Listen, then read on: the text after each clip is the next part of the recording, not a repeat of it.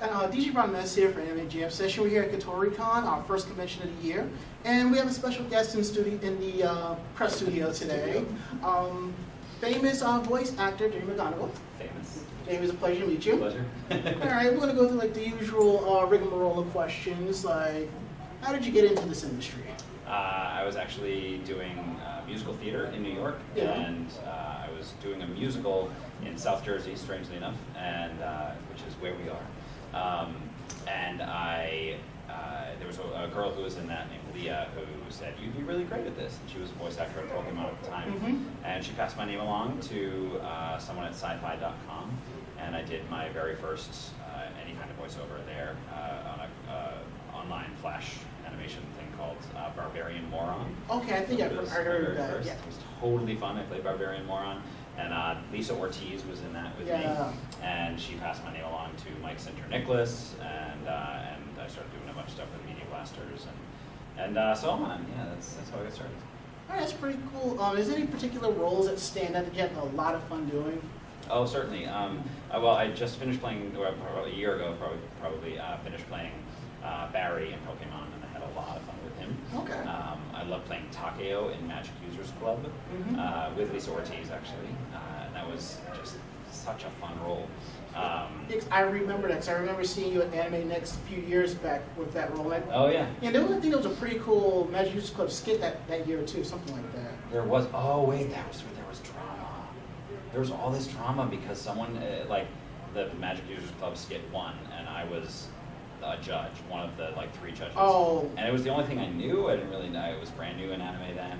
And so there was people were mean. They wrote terrible things about me on the internet.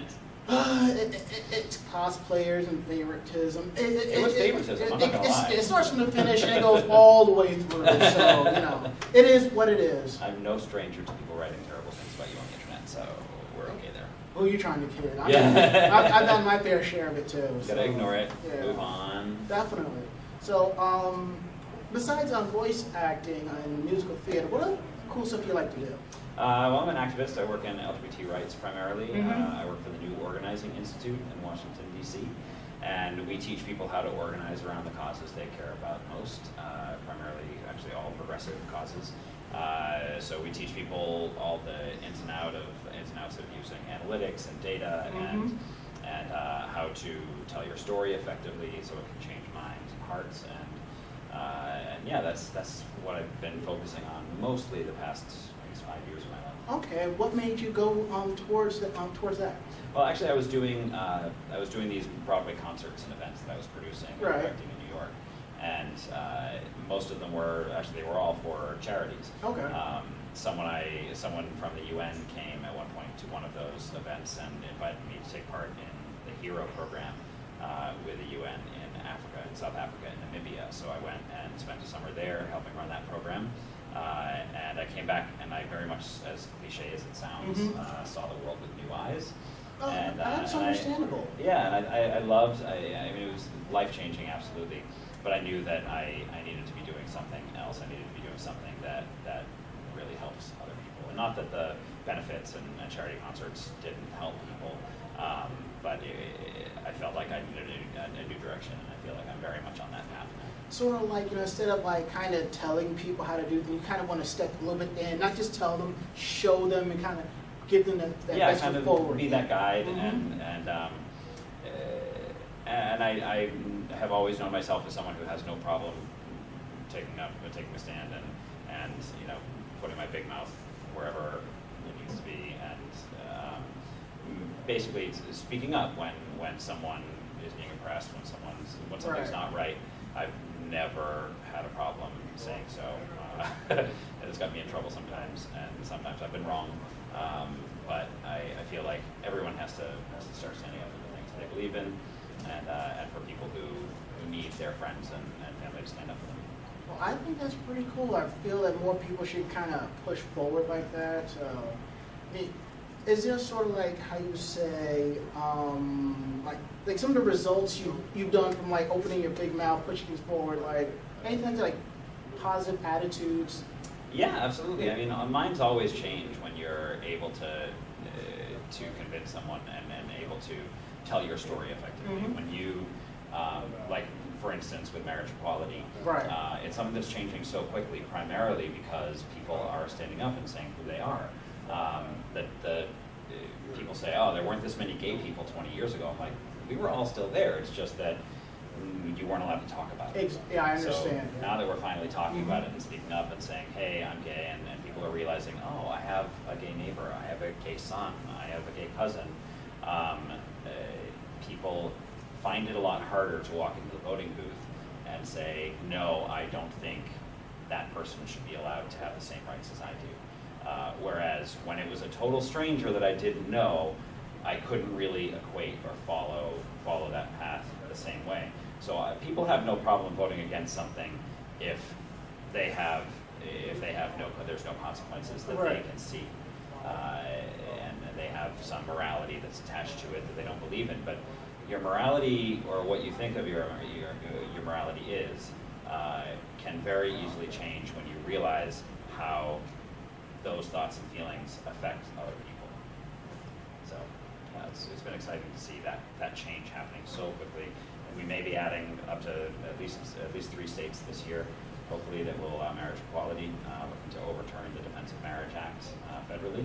Mm-hmm. So when I marry my fiance in May, I mean, it won't happen that quickly probably, but the Supreme Court may be overturning DOMA, because right now, Right. all 50 states Mhm. would legalize marriage equality tomorrow, magically.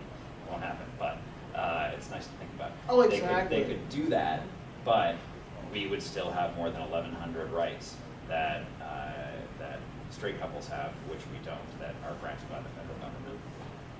Yeah, I'm really hoping that does get turned over myself, because I feel if you want to get married, hey, do it. Yeah. What makes you happy, do it. So Right. I don't see what the big deal is. Yeah, it's not affecting you, you know? Exactly. If you don't want a gay marriage, don't get gay married. It's like I tell some of my friends, look, if I had an issue with it, I wouldn't be this far in the cosplay scene and so forth. I'd probably be shunned pretty much. It's really nice Yeah. actually being the fact that my life has led me in both directions. Mhm. And I've been able to go to so many conventions around the country, and it's really lovely to see this community of people, of cosplayers, of fans, of otaku, so embracing of everyone who's got a difference, everyone who, people who are challenged in other ways, people who are LGBT, people who, have, I think there's this common thing that happens among anime fans, Well, yeah, I mean, it's- or nerds, geeks, whatever, that we feel like people are put upon, people are made fun of, and here there's this great community of people who all kind of understand each other. Exactly. In the same place, And it's like, when you watch anime, you discover maybe this character is gay or bi, and it's like, and when you go to the cons, you see that and you can relate to it, so it's like, okay, no big deal. And even on a bigger level than that, you have people who, you get made fun of because you go to cons and dress up in costumes. Right. You get made fun of because you're short. You get made fun of because you're overweight. You get made fun of because you're underweight. We share that commonality, which I think unifies us, because who hasn't been made fun of? Exactly. I mean, but I think there's a special kind of picking on that happens to people who are people in our community that causes us to come together. And it's nice to see, and people are so supportive in this environment, and it's always been for, I've been going to these for 10 years now, and it's always really encouraging to see so many great people. Definitely. From your various travels, is there like a particular memory that kind of sticks out as something that's like, wow, made you really feel like you truly made a difference? From travels, Like their experiences from going to cons or non-cons, or it's funny. There's a guy.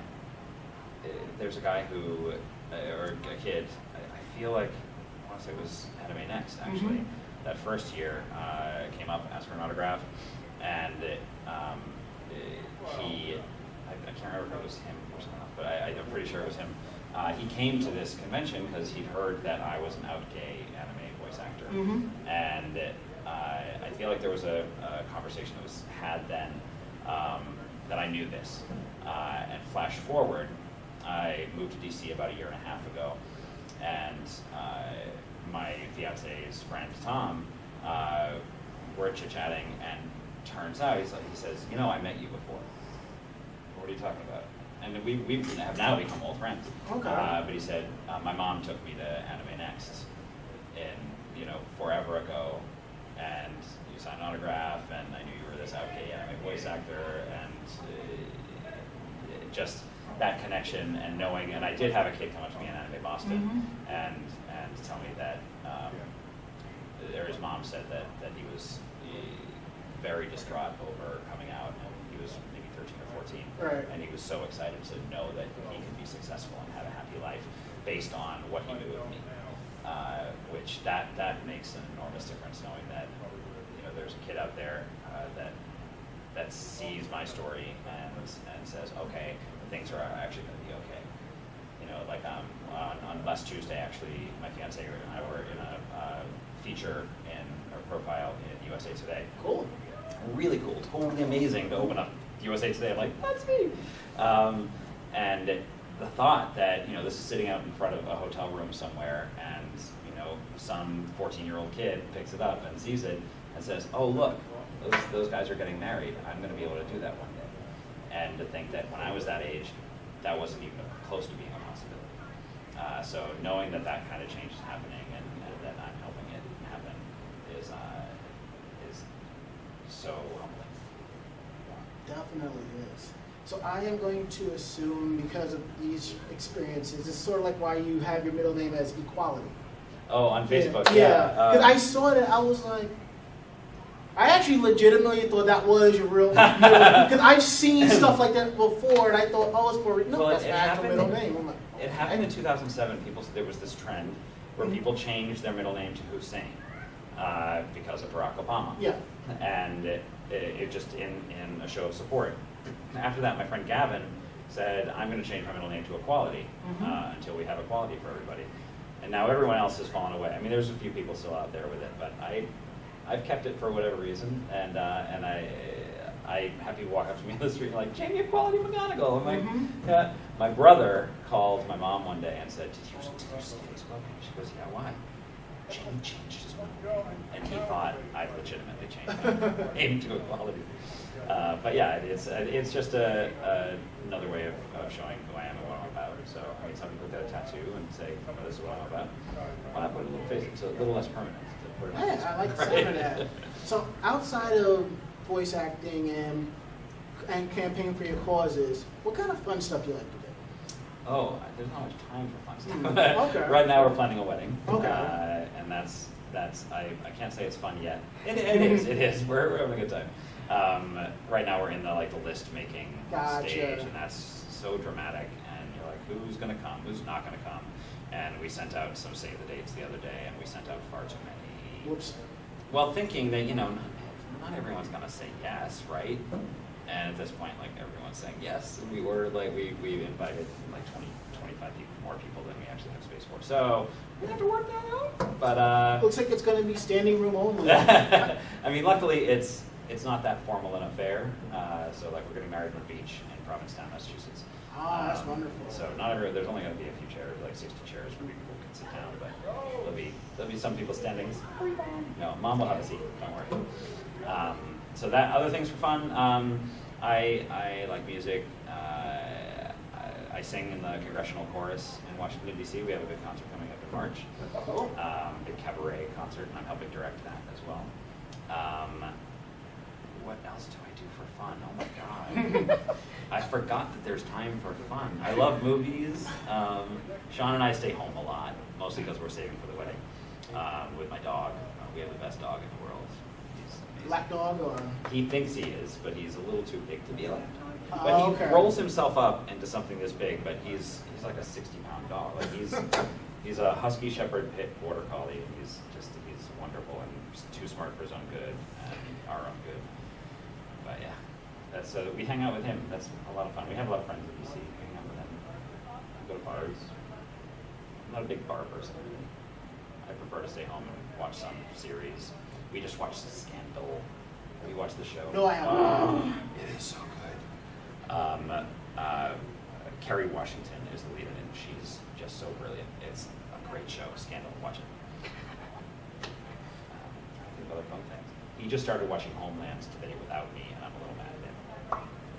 I actually thought about getting into that, but I was like, I don't know. It's supposed to be really, really good, and I'm really mad that he's watching without me. And if you noticed, I'm mad that you're watching without me.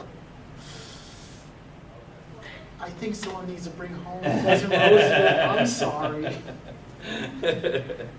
No, he'll just have to watch it again. It's okay. And this time, bring a little bit of masking tape. That way, you won't reveal certain scenes. Exactly. True. Just put it right there on the table as a reminder. In case you're thinking of spoiling this. Exactly. Oh yeah. So, what would you say to somebody who wants to get into the field of voice acting? Don't. No, I'm just totally kidding. If I had a nickel for every time. No, it's honestly, it's a very difficult industry. Mm-hmm. There's honestly nothing going on in New York anymore. You have to go where the work is. There's still work happening in Dallas. There's work happening in Vancouver. Excuse me. There's work happening in LA, but not a lot. It's sad actually because there's the pirating of anime. It's with pirating. I'm not saying it's okay for like the music industry or Hollywood by any means, but you don't see it making as big a difference there as it has with anime, which is just such a small industry to begin with. Right. So what happens when you do it with anime, when you download anime illegally, is in Japan, they frequently will create a series based on the fact that they're going to make money when they sell it to the States. Mm. They've stopped making series there because they know they can't make any money when they sell it to the States, because it's all getting illegally downloaded. Yeah, because I know there's a lot of the fans, they tend to be like entitlements. They feel as if, well, I already downloaded it, why should I watch it? Why should I buy it? And my thing is, I mean, watch it. You got voice actors doing it. Don't you want to hear your characters doing it? And they're like, no. And buy it because exactly. The industry is dying because of that. I mean, that's the industry. I venture to say it's dead. I mean, there's so little coming over now. I mean, the video game industry is still doing okay, but there's, as far as actual anime titles, right? I mean, you've seen them dwindle, right?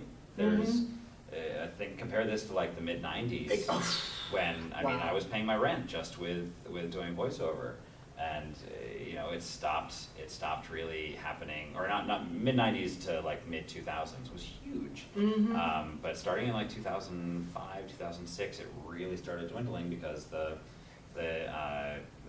ways you could pirate it. Yeah, the technology just kind of jumped, you know. So unfortunately, the industry didn't grow with it, and the industry couldn't figure out how to actually still make money off it. Funimation is figuring it out, and they're doing some good work there as far as, you know, doing like teaser episodes and things like that. Yeah, it's like they kind of figure out, you know, this is what we got to do it, and other companies like the Funimation channel, you know, that helps. And they're smart. They're very smart people over there, and I've done a lot of things for them too. I did Beck with them. I did El Cazador de la Bruja, which was so much fun. I did One Piece, an episode of One Piece there, but I did One Piece with 4 kids too. Cool. But yeah, they do great work there, and there's great actors, and they're one of the only studios out there that I know that's really figuring this stuff out and how to work within the limitations that are given us by pirating. So. Definitely. From the various voices you've done, is there a particular one that stands out as your favorite or the easiest you've done? Easiest and favorite are two very different things. Easiest for me is very rarely my favorite. Usually the thing that's the biggest challenge is a lot more fun because you put a lot more heart, a lot more work into it. I love, like I said before, I love playing Takeo in Magic Users Club. It was, you know, my first series, and it was just fun from beginning to end. I loved who I was working with. And I love playing Barry in Pokemon for much the same reasons. It's just a great character. He's awesome. He's energetic. Tom Whalen's directed that, and he's one of my very dear friends. And so yeah, I like those are, I think, my top 2. All right, that's pretty cool. So thank you for your time. My pleasure. And if anyone wants to get some more information on what you do and your causes, where can they find you? All over the internet. If you just Google my name, or you can go to talkaboutequality.com. All right. Is my blog, and I also blog for the Huffington Post and LGBTQnation.com. Awesome. Thank you for your time. My pleasure. Thank you. No problem.